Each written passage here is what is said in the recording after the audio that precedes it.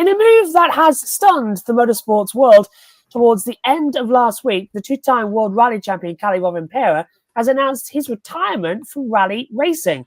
At age 25, Rovanperä has accomplished so much during his 6 years in World Rally Championships top category. In 2020, Toyota Gazoo Racing WRT promoted him to the highest level of rally racing in the world at the age of only 19. His rookie season started off with the Finnish driver becoming the youngest podium finisher in WRC history, with a third-place result at Rally Sweden in only his second career start. In 2021, he got his first career win at Rally Estonia to become the youngest winner in WRC history. Then the 2022 and 2023 seasons resulted in WRC titles, as Rovanperä looked like someone who could dominate rally racing for a long time, potentially becoming the next Sebastian Ogier. But his 2022 championship saw Rovanperä become the youngest WRC champion in history. After back-to-back titles, he scaled back his schedule to part-time in 2024 before returning to full-time WRC competition this year in 2025. With 3 rallies to go this year, the 17-time WRC race winner is currently third in the championship behind Ogier and Elfyn Evans. Now, graphic courtesy here, Toyota Gazoo Racing. Rovanperä has released a statement, which I'm going to have to go into full screen here for a second to read, saying, "Dear Rally community, I'm writing to let you know that I've decided to retire from the World Rally Championship. This decision wasn't easy, but I know it's the right one for me to pursue my other dreams in motorsports. I fell in love with rally as a kid and was fortunate to grow up surrounded by legends and idols with the chance to start driving at a very young age. My dream back then was to become a WRC driver, win a rally, and one day become a world champion. I'm very proud to have achieved those goals. This sport has shaped me and my skills in countless ways, and I step away from it with deep gratitude. I want to give a special thank you to my trusted co-driver, Johnny, whose relentless work and friendship have been a vital part of our success. To my family, my personal team and partners, thank you for standing by me over the past decade. We have worked hard together to reach the top. This would not have been possible without your commitment and support. And to my first co-driver, Risto, who guided and taught me when I was just a kid, trusting me to drive flat out through the forests, I will always be grateful. I want to thank every team that has given us the opportunity and everyone who has worked with us along the way, especially everyone at TGR, WRT.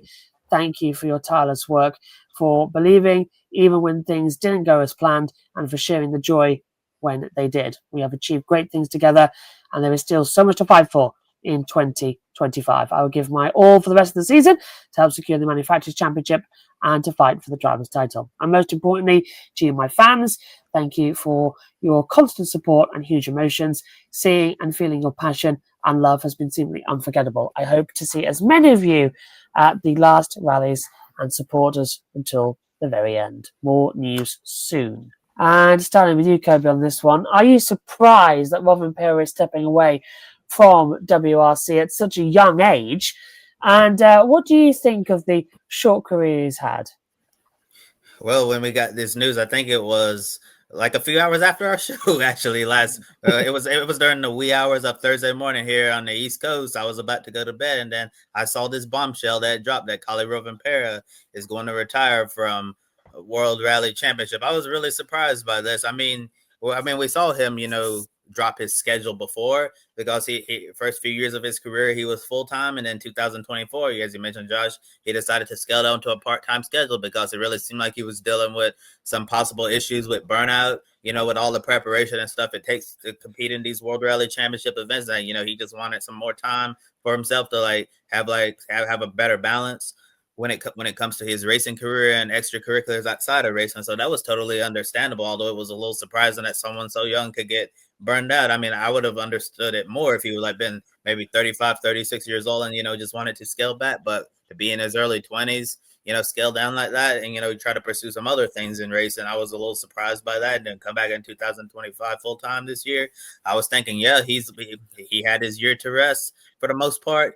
And competing in rallies that he wanted to, and now he can go out there and lock back in for a long time. But turns out that long time turned into 1 year, because it looks like he's leaving the World Rally Championship at least for now, I know he's called this a retirement from WRC. I know we're going to talk about his next adventure in just a little while, but instead of saying, that this is a permanent retirement, if his next adventure doesn't go as well, maybe that this is a retirement for now, and maybe we see him back in WRC in the future. But 25 years old now, to have won 17 rallies, two championships, and to be breaking all the history. You listed his accomplishments, just being the youngest to do this and the youngest to do that. Absolutely incredible. And he very well could have, gone on to be one of the next Sebastian Ogiers if he continued to compete in the World Rally Championship. But even if he never makes another start in this series, I think he has a lot to be proud of, because by age 25, not a lot of rally drivers can say they've done all of the things that he's done and broken all of these records. So I think at the end of the day, if you're Kalle Rovanperä, this is exactly what he wanted to do when he was a kid, and he's achieved it and, checked off every box. And I think he doesn't have anything to be ashamed of. It's unfortunate that WRC is going to be losing one of his young stars, but they can certainly be proud that they got to have him in this series and accomplish so many things. Yeah, Kobe, like you, I was stunned Thursday morning waking up. I think it was your message into our chat that alerted me to the news. Or getting ready to leave the house on Thursday morning. It's like, whoa, okay, that's come from left field.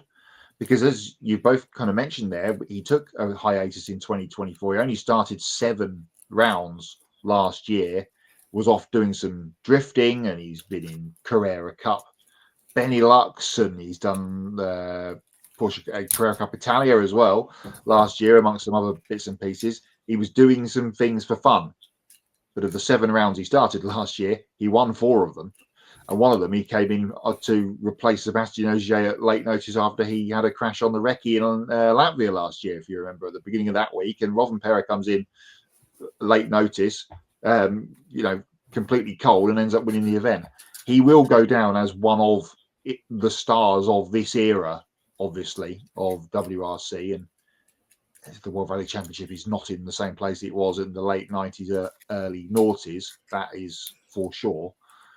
That, Loeb disappearing out of the sport, Ogier at the end of his tenure, although he could still win a championship again this year, the way things have panned out. Rovanperä was going to be the next big, bright, shining light. And for the sort of Formula One aficionados amongst us, this is a bit like Max Verstappen quitting Red Bull. Kalle, famous father, Harry, had one WRC win to his career, driving a Peugeot 206 from memory.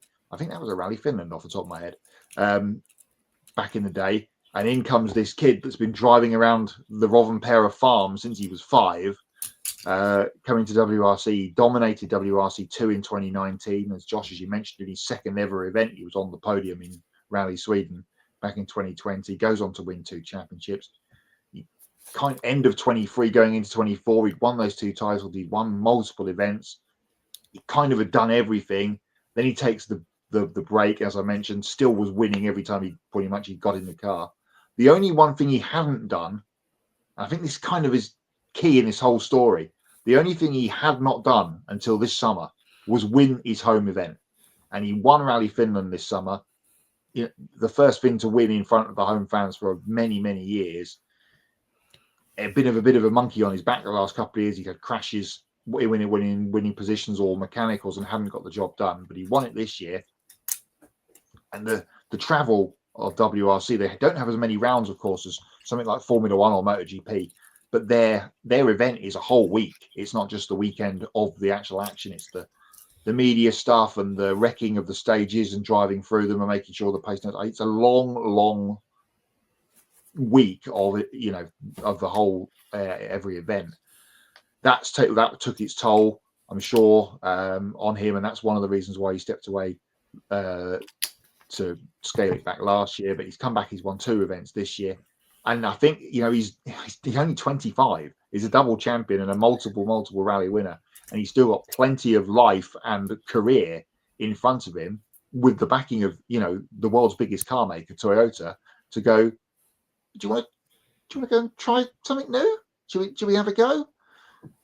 Yeah, okay. Let's give it a shot.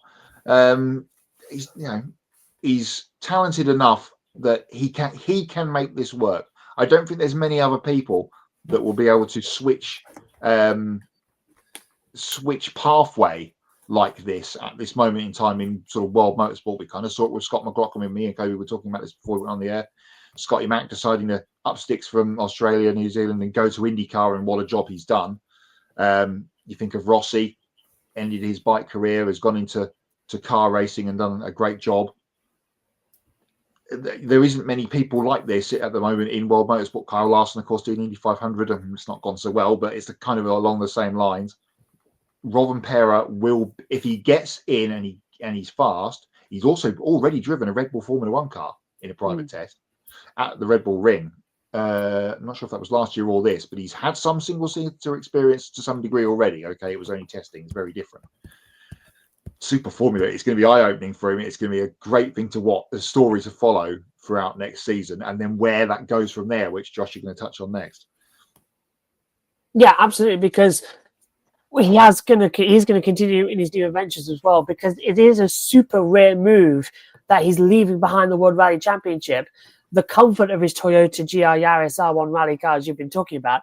But he is, as you said, trading in for a single-seater. He's switching over to open-wheel racing, as he will have a chance to continue to be supported by Toyota Gazoo Racing, but by competing in the Super Formula in Japan in 2026. Now, if you're not familiar with it as well, the Japanese open-wheel racing series is highly regarded as one of the next best series to complete before going anywhere near Formula One. In the open world, it's alongside IndyCar and Formula E. Now, if Rovanperä does well in Super Formula, Toyota could move him to Formula 2 as early as 2027, and then he'll be on the road to F1. Now, you don't see someone transition from rally racing to open wheel every day, which makes this career move even more interesting, as Matt has been pointing out. Now, we've seen some high-profile driver switches, discipline. Sometimes it's been before as well, with one of the most successful in recent memory being Scott McLaughlin leaving supercars and going to IndyCar. I would even argue as well, we've seen SVG leave supercars and go over to NASCAR. He's dominated on road courses as well, and he's getting better week in, week out on ovals. But while competing in Super Formula and F2 might be a huge challenge for Rovanperä, many are optimistic that he's up for the challenge, as people have claimed him as Toyota's Max Verstappen, given his natural talent behind the wheel. Now, in a press release, Rovanperä said that he understands that he's jumping into the deep end, coming from a rally racing background, but believes that they have a good plan in place for his development in open wheel racing. Toyota Gazoo Racing WRT team principal Jari Madlavinta as well said that Toyota believes in helping drivers achieve their dreams and believes that a few manufacturers could offer a driver of Rovanperä's caliber an opportunity like this. Rovanperä has dreamed of making it to World Rally Championship, winning a rally, and to become a World Rally champion. He's checked off every single box on his list. Now, his next dream is to make an unprecedented leap from rally racing to the pinnacle of motorsport. So, Matt, circling back to you on this one, how confident do you feel of Rovanperä's abilities to make a successful switch to open wheel racing? And what are the types of challenges that he's going to see next year in Super Formula? Well, I mean, he'll have no co-drivers sat alongside him, won't he? In a single seater, that would be a big change for him. Of course, he's had some Porsche racing and stuff over the last couple of years, as I've mentioned already, so it's not going to be a huge shock. He's going to have to learn the car. He's going to have to learn the people. I'm not sure what his Japanese generally is like, but he's going to have to learn a whole new team, all the tracks, all the other drivers, how to race a side-by-side, wheel-to-wheel against other drivers at places like Suzuka, Autopolis, Fuji, Okayama, Suzuka. It's a huge undertaking that he's going to go on and do. And it's just, as you said, we've seen bike guys go to cars quite often down the years of motorsport. Rossi, we mentioned, Mike Hailwood, Aaron Slight, there's been others down through the years that have gone and done it for various sort of touring cars, and even obviously with Mike Hailwood Formula One and things like that. But there just isn't these kind of guys at the moment that go and often do these weird and wacky things and make it successful. Me and Kobe were talking before, Ogier kind of tried to do this a couple of years back with Toyota with their LMP program, sort of pre-COVID times, and it didn't really work out. Remember, Sebastian Loeb tested a GP2 car back in the late noughties when he was maybe thinking about going down the Formula One route, and it didn't quite happen for him, but he did a very decent job in touring cars with Citroën and the World Endurance Championship, as it was back then, the European Le Mans Series with Peugeot in the 908. So it's been done before to that degree, but as you said, Josh, no one just going down the single-seater route. What a mountain he's got to climb if he wants to decide to go, okay, I've done the rallying thing, now we're going to go to Formula One. As I said, it's going to be what a thing to watch and witness over the next couple of years. Also, wouldn't probably put it past Toyota putting him in some Super GT races next year in Japan, because we know a lot of the Super GT guys do Super Formula as well and sort of dovetail those two series together. They very rarely clash. They're often put apart for reasons of, you know, this kind of thing. So that would be cool to see him do some GT stuff as well, and that's more race learning rather than rally learning, which of course he can do that with his eyes closed, but it's the race learning that he needs to do and all the track learning and that kind of thing. But then let's say this Super Formula thing does go as planned and he ends up doing really well, and Toyota, who we know have got some fingers in pies in Formula One with Haas, put him into a Formula 2 car.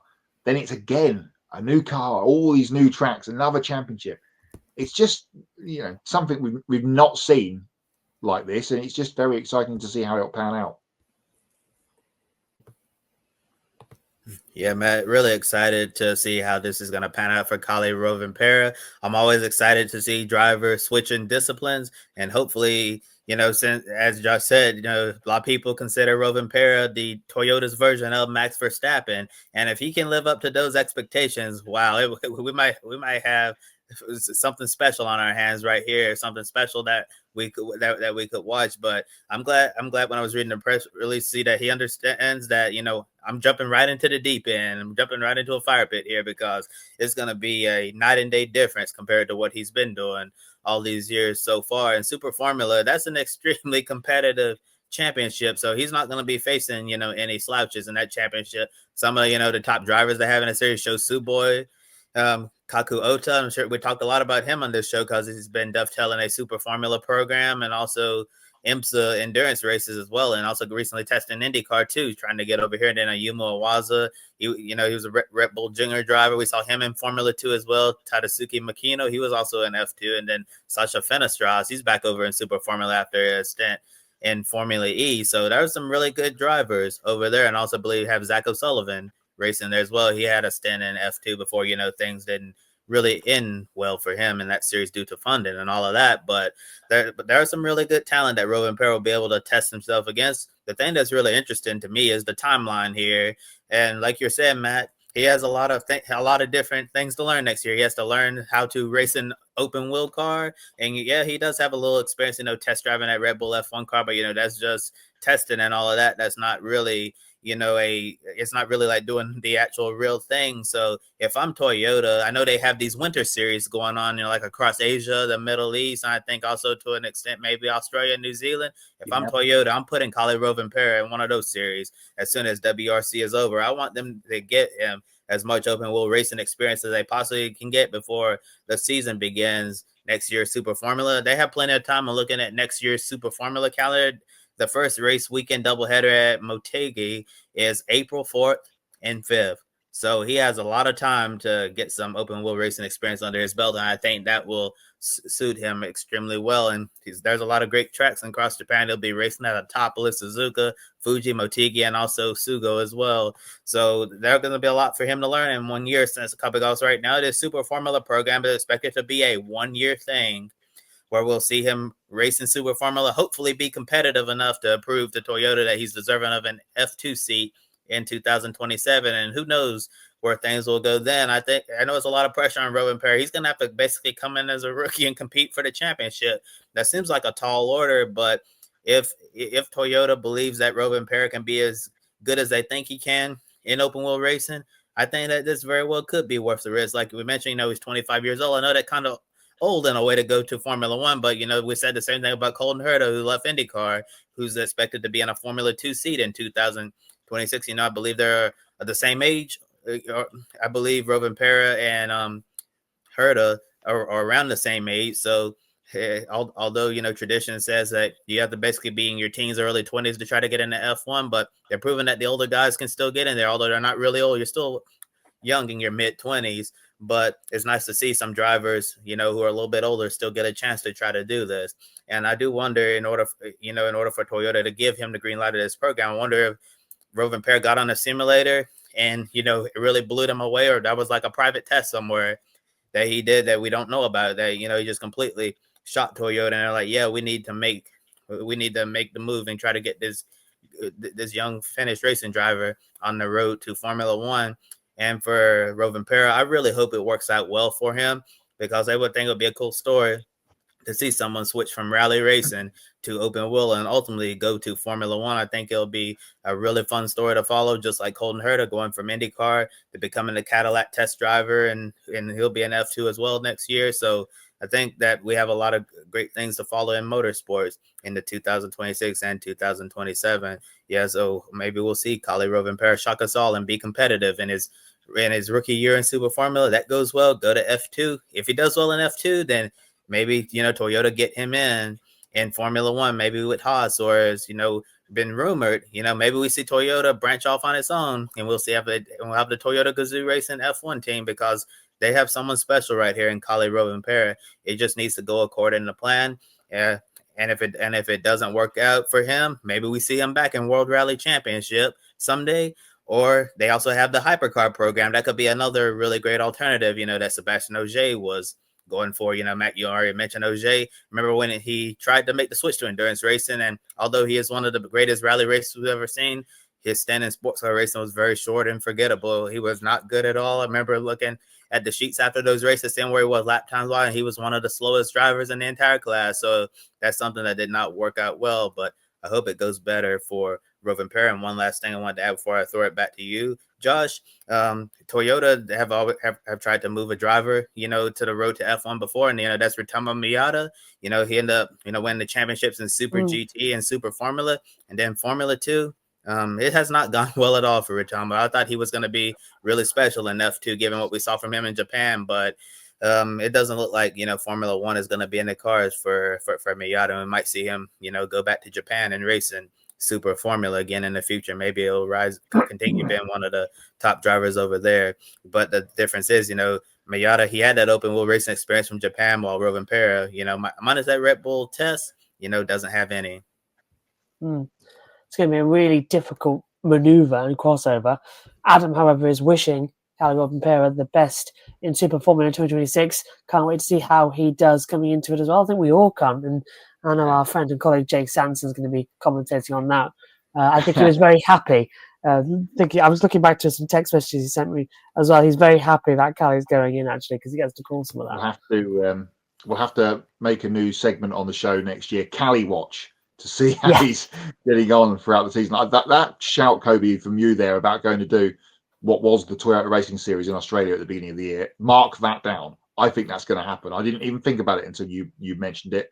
If he goes down there and does Formula Regional Oceania or whatever it's called now, but it was the TRS before, that would be a great thing for him to go and do.